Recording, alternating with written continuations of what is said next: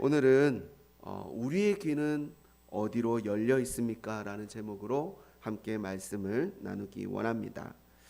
18장 처음에 보게 되어지면 여호사밧이 부귀와 영광을 크게 떨쳤다라고 그렇게 기록하고 또 그렇게 시작하고 있습니다. 여호사밧이 영광과 부귀와 영광을 크게 떨쳤다. 이것은 그냥 되어진 것이 아닙니다.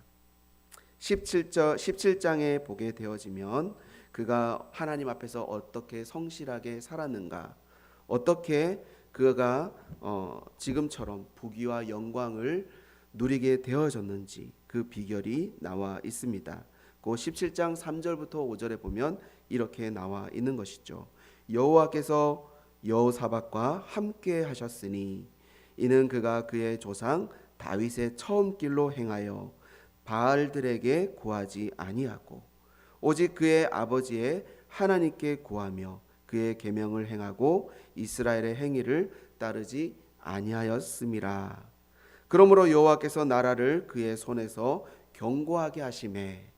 그리고 뒤에 보면 그가 부귀와 영광을 크게 떨쳤더라라고 그렇게 말하는 것을 볼 수 있습니다.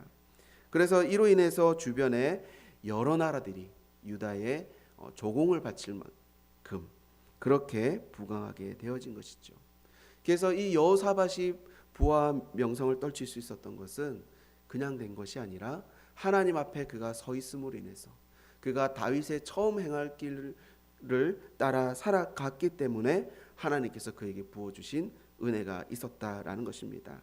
그리고 재미있는 표현이라고 할까요? 제 눈에 들어왔던, 물론 어저께도 말씀을 보시면서 함께 나누었겠지만 17장 7절과 9절에 보면 이런 표현이 있습니다. 거기에 보면 반복해서 보내어, 보냈고, 보내었더니 라는 그런 말이 있습니다. 구체적인 사람들의 이름을 거론하면서 특별히 어떤 사람을 이렇게 보내는가, 영적인 지도자들, 방백들과 또 레위 사람들, 제사장, 그리고 그들이 가르친 게 뭐냐면 여호와의 율법책이었다라는 겁니다. 그 말은 곧 하나의 원칙을 가르쳤다라는 겁니다. 너희의 삶의 원칙은 무엇이 되어야 하는가? 곧 하나님의 율법책, 하나님의 말씀, 때로는 그들의 조상들의 그 삶의 어떤 방식과 여호사밧 당시의 삶의 방식이 달랐을 수 있을 겁니다. 지금처럼 큰 차이는 없다 할지라도 어쨌든 그 조상들이 받았던, 이스라엘 백성들이 처음 받았던 그 율법의 내용들의 그 원칙들과 또 지금의 삶의 원칙들이, 당시의 삶의 원칙들이 달랐을 것임에도 불구하고 여전히 다르지 않게 변하지 말아야 될 그런 삶의 원칙이 있다라는 것입니다. 곧 하나님의 말씀을 따르는 삶. 풀은 마르고 꽃은 시드나 우리 하나님의 말씀은 영원히 서리라고 하신 그 말씀을 기억하면서 아무리 세상이 바뀌고 문화가 바뀌고 가치관이 바뀌고 시대 정신이 바뀐다 하더라도 우리 하나님의 말씀은 변함이 없다라는 것입니다. 그것을 놓치지 말라는 것이죠. 그래서 17장 9절에 보면 모든 유다 성읍들을 두루 다니며, 어떻게 보면 어린이나 노인이나 할 것 없이 하나님의 말씀이 삶의 원칙이 되도록 그렇게 가르치고 또 가르쳤다라는 겁니다. 그러면서도 여호사밧 자신 역시도 끊임없이 하나님의 말씀을 읽고 들으면서 그렇게 삶의 자리 가운데 그 말씀을 따라 살기를 열망했다라는 사실을 우리가 볼 수 있습니다. 그 단적인 예가 오늘 말씀에 나오는 이 18장의 말씀인 것입니다.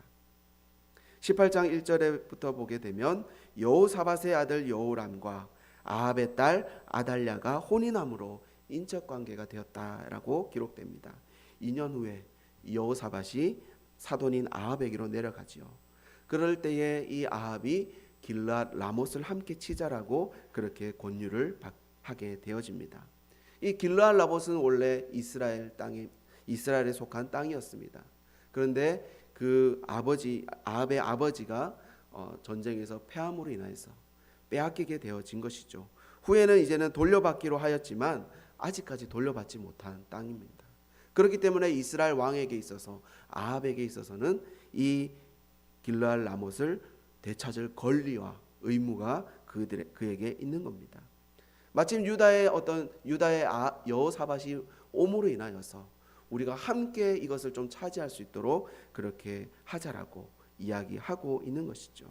그때 여호사밧이 좋습니다. 함께 치겠습니다. 동의하는 것입니다. 그러나 그 전에 묻는 것이 뭐냐면 4절에 여호사밧이 또 이스라엘에게 이르되 청하건대 먼저 여호와의 말씀이 어떠하신지 오늘 물어보소서 하더라라는 겁니다. 이것이 오늘날 우리가 하나님을 따르는 하나님의 백성들이 가져야 될 삶의 기준, 원칙이 되어야 될 줄 믿습니다. 우리는 종종 이 모든 것을 다 결정한 후에 하나님 처리해 주십시오, 하나님 해결해 주십시오, 그렇게 할 때가 얼마나 많습니까? 마치 통보하듯이.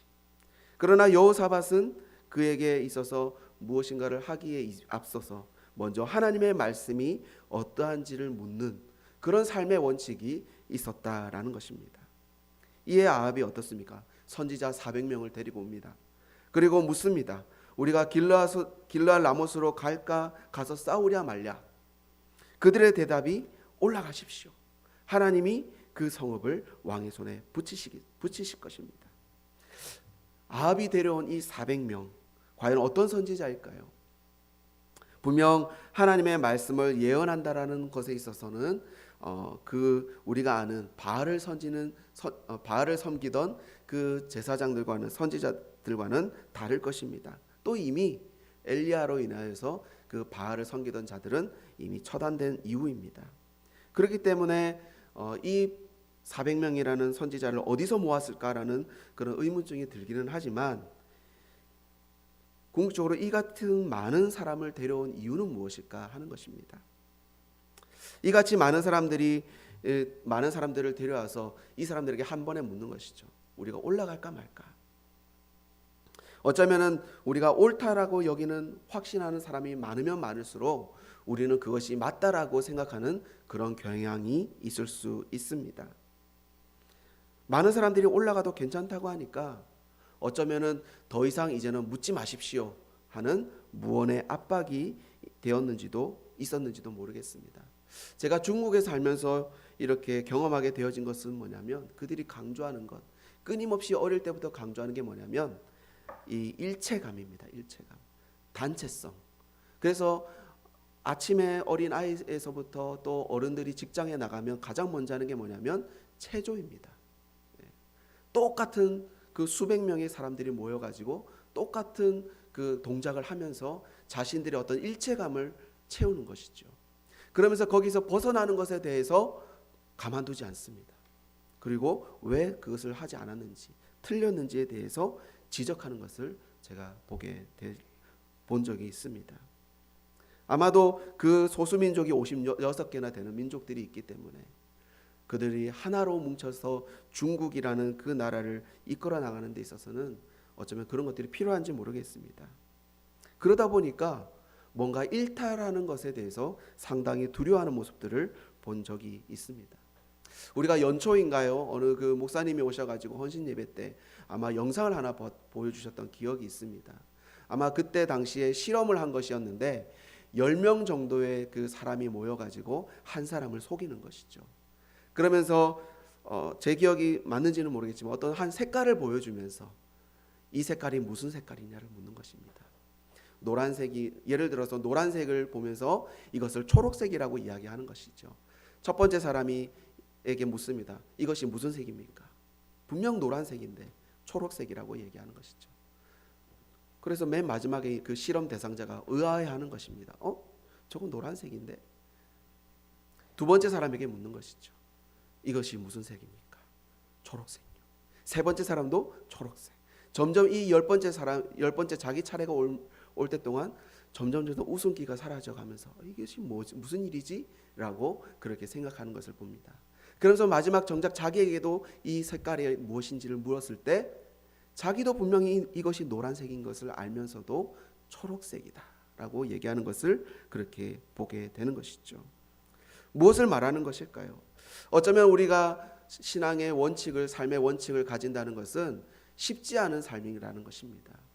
이 세상 사람들은 우리가 신앙생활할 때 뭐 그렇게 어렵게 신앙생활하냐, 뭔가 정직한 삶을 살아가려고 할 때 뭘 그렇게 유별나게 생활하려고 하느냐라고 그렇게 우리에게 무언의 압박을 줄 수도 있을 것입니다. 그러나 우리가 중요한 것은 그것을 넘어서서 우리의 삶의 중심의 가장 중요한 원칙, 하나님의 말씀을 따라 사는 삶을 우리가 살아내려고 애쓰는 것, 그것이 중요하다라는 것입니다. 이 여호사밧에게도 그런 원칙이 있었다라는 겁니다. 그러면서 또한 묻는 것이 무엇입니까? 7절에 보면 이렇게 말합니다. 그 전에 이야기 그렇게 묻습니다. 또 다른 우리가 물어볼 사람이 없습니까? 라고 그렇게 하는 것을 볼 수 있지요. 6절에 보면 여호사밧이 이르되 이외에 우리가 물을 만한 여호와의 선지자가 여기 있지 아니하나이까 하니, 그러니까 어떻게 합니까? 7절에 보면 아니나 다를까 이스라엘 왕이 여호사밧에게 이르되 아직도 이물라의 아들 미가야 한 사람이 있으니 그로 말미암아 여호와께 물을 수 있으나 그는 내게 대하여 좋은 일로는 예언하지 아니하고 항상 나쁜 일로만 예언하기로 내가 그를 미워하나이다 하더라. 여호사밧이 이르되 왕은 그런 말씀을 마소서 하니. 무슨 말입니까?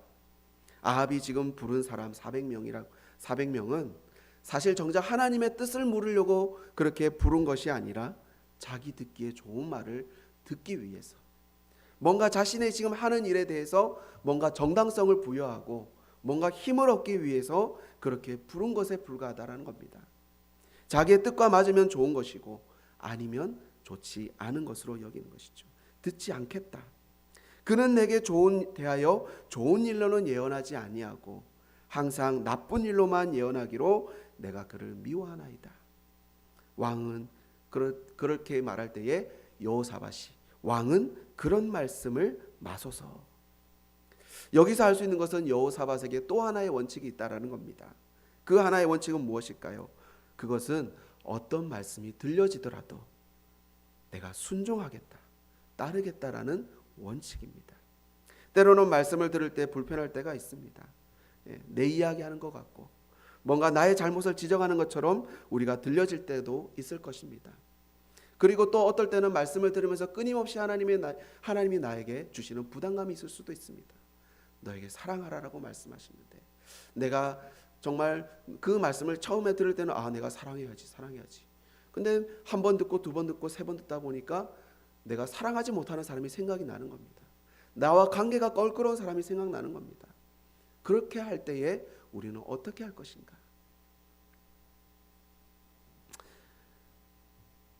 이 이야기가 내 이야기 같을 때, 뭔가 나에게 부담이 올 때 우리는 어떻게 합니까? 나도 모르게 피하게 되어지고 거부하게 되어지고 못 들은 척할 때가 있습니다. 그러나 좌로나 우로나 치우치지 않고 정말로 삶의 원칙을 따라 하나님의 말씀을 따라 살기를 원한다라고 우리가 삶에서 결단하였다면 이제는 그 말씀을 우리의 삶에서 직면해야 되죠. 그리고 나의 생각과 경험과 뜻을 내려놓고 순종해야 되는 것입니다. 혹 요즘 여러분의 삶 가운데 조금 불편하게 들리는 말씀이 있습니까? 사실은 그것이 은혜인 것이죠. 하나님 우리에게 지금 말씀하고 있는 것이기 때문에 그렇습니다.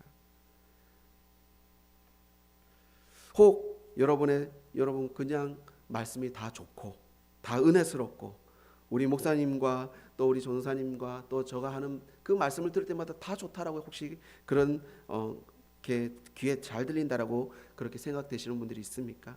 물론 그것도 은혜지만 한 번쯤 점검해 보아야 됩니다. 나는 하나님의 말씀을 잘 듣고 있는가? 아니면 내가 좋아하는 말씀, 내가 듣기 선호하는 것만, 내가 그것에 관심 있는 쪽으로만 길을 혹시 열고 있는 것은 아닌가 하는 것이죠. 말씀을 맺습니다. 이 아침 하나님 내게 들려주는 말씀은 무엇인지 한 번쯤 묵상해 보기를 원합니다. 마치 미가야가 나의 마음을 어렵게 하고 미가야처럼 나의 마음을 어렵게 하고 계속해서 부딪히게 하는 말씀이 있다면 조금 더 그 말씀에 집중해 보시기 바랍니다. 듣고 싶은 것만 듣는 것이 아니라 예수님도 늘 말씀을 전하시고 난 후에 뭐라고 말씀합니까? 들을 귀 있는 자는 들으라. 정말 자신의 어떤 마음을 내려놓고 하나님의 말씀만을 듣겠다라고 결단하지 않으면 안 들립니다. 그러나 오늘 아침에 하나님, 나에게 어떤 말씀이 들려지더라도 하나님, 내가 그 말씀에 순종하겠습니다.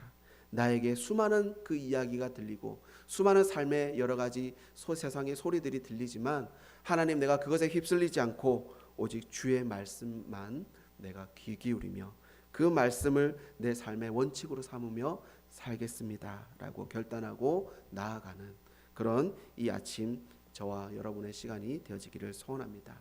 이 아침에 그 하나님 앞에 나아가 기도하며 또 하나님의 음성을 들을 수 있는 저와 여러분 되시기 바랍니다.